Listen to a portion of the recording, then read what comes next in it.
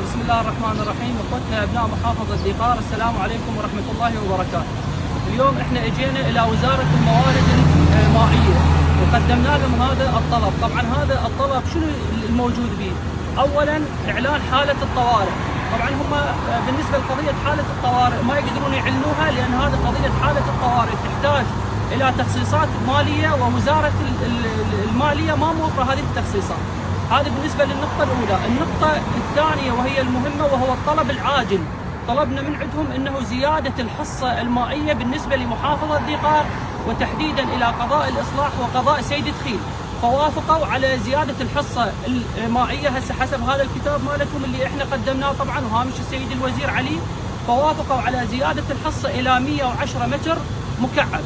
ايضا طلبنا من عندهم انه يصير تدخل من قبل وزاره الداخليه حتى تتحرك وتخلي دوريات راجله ودوريات ثابته لغرض حمايه الانهر من التجاوزات، حتى الماء والكميات اللي تطلق توصل بشكل صحيح الى مكانها اللي احنا نريده. هذه بالنسبه ايضا للنقطه الثانيه.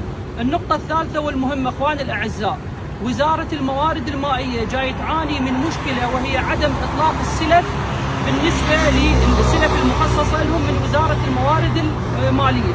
لذلك هذا التحرك احنا تحركنا به، وحتى نكون صادقين وياكم، هذه الحلول اللي موجوده هي حاليا حلول وقتيه وليست حلول دائميه. يحتاج من الحكومه المحليه في محافظه ذي-قار تجي وتقعد هنا في وزاره الموارد المائيه، وكذلك تجمع وياها وزاره الماليه ووزاره الداخليه حتى توضع الحلول الجذريه. هسه بالبدايه انه احنا حصلنا زياده في الاطلاقات المائيه، وصارت 110 متر مكعب، وصار انه اتصال والاطلاق راح يكون فوري لسد الكارثه اللي موجوده هسه في محافظه ذي-قار. احنا ان شاء الله مستمرين في هذه المطالبات، نسال الله سبحانه وتعالى ان يدفع الضرر عن ابنائنا جميعا. شكرا جزيلا.